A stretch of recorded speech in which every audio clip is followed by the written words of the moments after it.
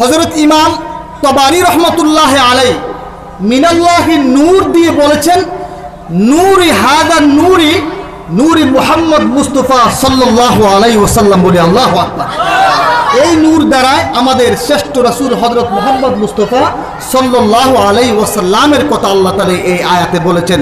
বলি না আল্লাহু আকবার। আর কিতাব দ্বারা আল কোরআনের কথা বলেছেন। আমার কথা বুঝতে কি কষ্ট হয়? তাহলে আল্লাহ রাব্বুল আলামিন কিয়ামত পর্যন্ত বিশ্ব মানবতাকে সঠিক রাস্তায় পরিচালিত করার জন্য, আল্লাহকে পরিচয় পাওয়ার জন্য দুইটা স্পেশাল জিনিস দিয়েছেন। একটা হচ্ছে আমাদের রাসূল ওয়া মানা নূর, আর একটা হচ্ছে আল্লাহর পক্ষ থেকে প্রদত্ত আল কোরআন। বলে সুবহানাল্লাহ। এই দুইটা জিনিসের নিরিখে কিছু ব্যাখ্যা করে আমি চলে যাব, আপনারা ডিস্টার্ব করবেন না। Don't disturb me please. অনেক গুরুত্বপূর্ণ কথা রয়েছে, আপনারা খুব ধ্যানের সাথে শুনুন।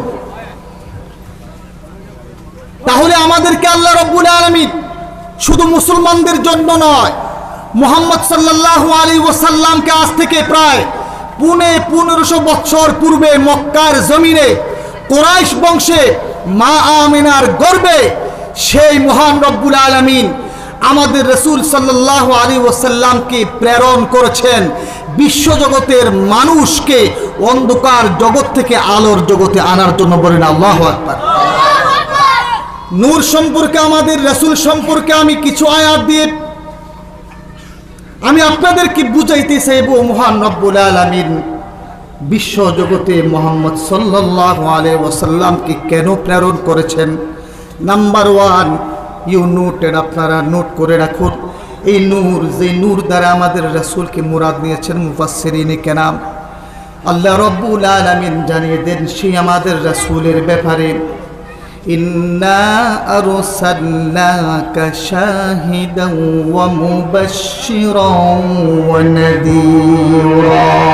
আল্লাহু আকবার বলেন। ওয়া দাঈয়ান ইলাল্লাহি বিইযনিহি সিরাজান ওয়া কামারান মুনীরা। আল্লাহু আকবার বলেন। এই দুনিয়ার মানুষ যেই নূরের কথা আমি প্রথম আয়াতের মধ্যে বলেছি, এই নূরটা হচ্ছে তোমাদের প্রিয় রাসূল, তোমাদের প্রিয় নবী, তোমাদের একমাত্র মুক্তির কল্যাণকামী। উনাকে কেমন ভাবে আমি আল্লাহ প্রেরণ করেছি আল্লাহ জানিয়ে দেন, ইন্না আরসালনাকা, ওগো আমার রাসূল, আমি আপনাদেরকে বিশ্বের জমিনে প্রেরণ করেছি আপনাকে শাহিদাও, গোটা বিশ্ব মানুষের সাক্ষী হিসাবে। বলে সুবহানাল্লাহ। শাহিদা মানে সাক্ষী হিসাবে, ওয়া মুবাশশিরা, যারা ভালো কাজ করবে তাদেরকে সুসংবাদদাতা হিসাবে। আল্লাহু আকবার বলেন। যারা আমি আল্লাহর হুকুমকে মানবে, আমি আল্লাহর হুকুমকে যারা মৃত্যু পর্যন্ত দুনিয়ার জমিনে বাস্তবায়ন করবে, তাদেরকে আমি আল্লাহর জান্নাতের সুসংবাদ দেওয়ার জন্য আমি আল্লাহ আপনাকে বিশ্বের জমিনে প্রেরণ করেছি। আল্লাহু আকবার বলেন। ওয়া নাযীরা, যারা আমি আল্লাহকে এক আল্লাহ হিসাবে মানবে না, আমি আল্লাহকে আল্লাহ হিসাবে যারা বিশ্বাস করবে না, আমি আল্লাহ ব্যতীত বিশ্বের মধ্যে যারা আসমানগুলোকে, গাছকে, সূর্যকে, আগুনকে যারা পূজা করবে, তাদেরকে দুঃসংবাদ দেওয়ার জন্য, তাদেরকে জাহান্নামের শাস্তির ভয়ের কথা শোনানোর জন্য আমি আপনাকে বিশ্বের জগতে প্রেরণ করেছি। আল্লাহু আকবার বলেন। এরপরে কি বলেছেন, ওয়াদাইয়ান ইলাল্লাহি বিইযনিহি সিরাজান ওয়া কামারান মুনীরা।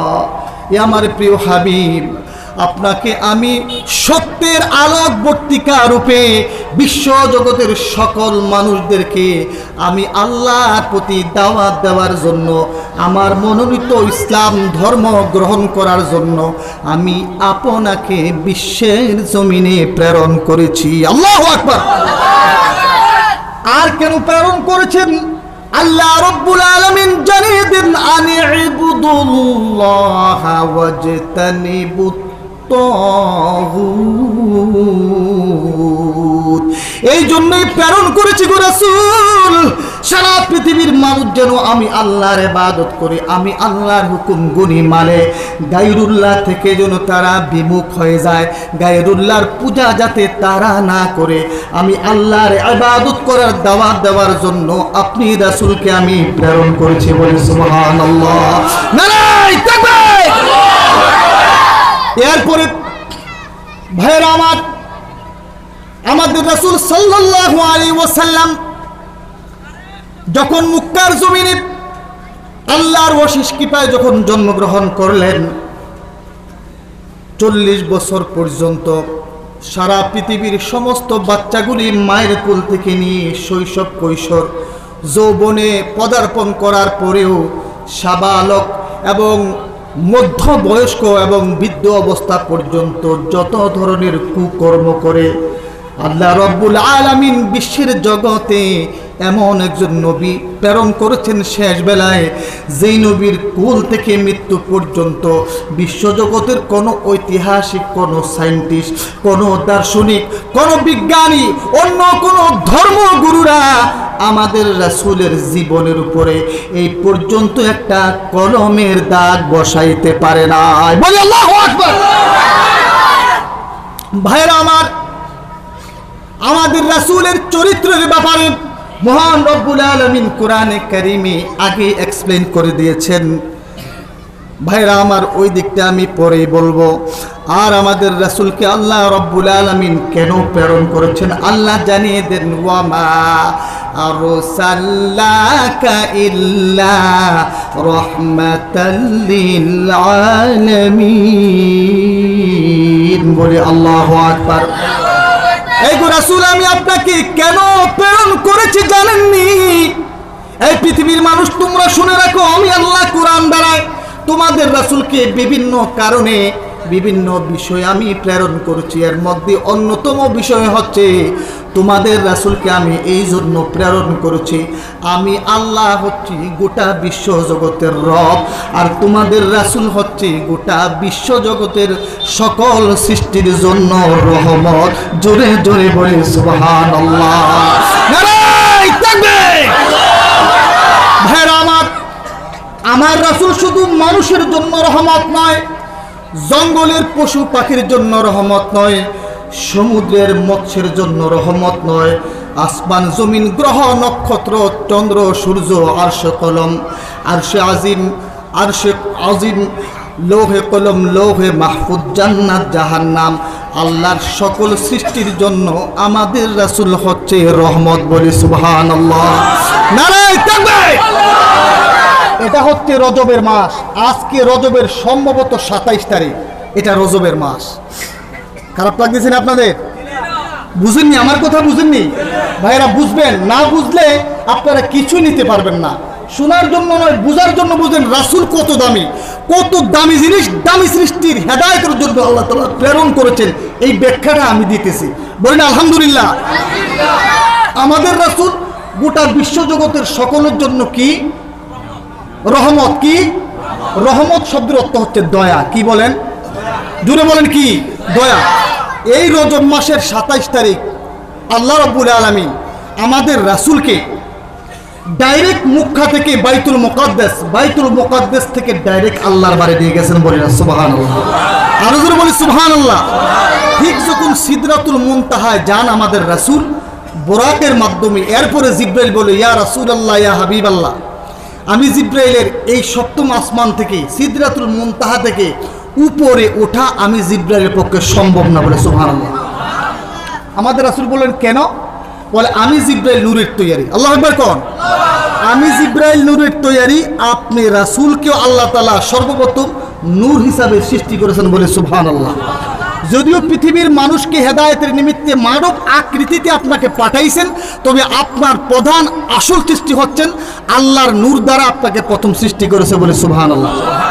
এবং আপনার নূর থেকে গোটা বিশ্বজগতের ফেরেশতা, জিন, মানুষ, আসমান জমিন গ্রহ নক্ষত্র চন্দ্র সূর্য আরশ আজিম সব কিছু সৃষ্টি করেছেন আপনার নূরের মাধ্যমে। সুবহানাল্লাহ, নারায়ে তাকবীর। আমি জিবরাইল আর সামনে যাইতে পারতাম না। বলে কেন? বলে সিদরাতুল মুনতাহার পর থেকে আল্লাহ পর্যন্ত সবটা হচ্ছে নূরের জগৎ। কিসের জগৎ? কিসের জগৎ? যেই নূরের জগৎ উপরে, এই নূরের পাওয়ারের সাথে আমি জিব্রাইলের বডির নূরের পাওয়ার খাপ খাবে না, আমি জ্বলে যাইব। আল্লাহু আকবার বল। তাহলে আমি কিভাবে যাব? বলি ইয়া রাসূলুল্লাহ, আপনি এত সম্মানিত রাসূল, সম্মানী সৃষ্টি, আপনার বডির ভিতর আল্লাহ যেই নূরটা দিয়েছে, এই নূরটা আল্লাহর একটা নূর, আপনার এই বডির নূর আল্লাহ পর্যন্ত যাবে, আল্লাহর অন্য কোন নূর আপনাকে জ্বালাইতে পারবে না। বলে সুবহানাল্লাহ। নারায়ে তাকবীর। রাসূল সাল্লাল্লাহু আলাইহি ওয়াসাল্লাম গেলেন, রফরফ নামক একটা সিঁড়ি এসেছে, ডাইরেক্ট টান দিয়ে আরশ আজিম। কোথায়? আরশ আজিম। আরশ আজিমে যাওয়ার পর 3টা সিঁড়ি পাইলেন। আল্লাহর মেইন প্রধান কার্যালয়ে ঢুকবেন। কোথায়? আল্লাহর প্রধান কার্যালয়ে ঢুকবেন। ভাইরা আমার, বিশ্বাস হয়নি? কথা কয় না কেন? বিশ্বাস হয় না? বিশ্বাস না থাকলে ঈমান নাই। পৃথিবীর মানুষ, পৃথিবীর বিজ্ঞানী বিমান থেকে নিয়ে যত রকেট আবিষ্কার করেছেন এই মেরাজের হাদিস থেকে, এই মেরাজের ঘটনা থেকে। বলি না সুবহানাল্লাহ। ভাই আমার, মনে রাখবেন, আমি ওইদিকে যাচ্ছি না, যদিও আমার আলোচ্য বিষয় এটা নয়। যাই হোক, আমি ওইদিকে যাই না। যখন রাসূল আল্লাহর প্রধান কার্যালয়ে যাবার সময় ওনার রাসূলের কদম মুবারকে 2টি নালাইন ছিল। কি ছিল? নালাইন। এখন তো ছেলেরা বিভিন্ন সুজুতা, দামি জুতা, চামড়ার জুতা পরে। তখন আগেরকার যুগে রাসূল পাক সাল্লাল্লাহু আলাইহি ওয়াসাল্লাম, আগেরকার যুগের মানুষে চামড়ার জুতা পরতো অথবা কার্ডের জুতা পরতো। বলেন আল্লাহু আকবার। নালাইন শরীফ বলা হয়। এই নালাইন তখন রাসূল বললেন, হ্যাঁ আমি তো আল্লাহর দরবারে যাইতেছি, আমার জুতাগুলি খুলে যায়, কারণ এটা বেয়াদবি হবে। বলে না সুবহানাল্লাহ। যখন জুতা খুলতে চাইলেন, ভিতর থেকে আওয়াজ আসলো, ও আমার প্রিয় সৃষ্টি, প্রিয় হাবিব, আপনি জুতা খুলবেন না, কারণ আপনার নূর দ্বারায় আমি আল্লাহ আরশ, কুরসি, লৌহ কলম, আসমান জমিন সব সৃষ্টি করছি। সুতরাং আপনার জুতার ধুলি মুবারকে আমার আরশ ধন্য হবে, আপনি জুতা খুলবেন না। বলে সুবহানাল্লাহ। আপনি জুতা নিয়ে আমি আল্লাহর প্রধান কার্যালয়ে প্রবেশ করুন। বলি না আল্লাহু আকবার।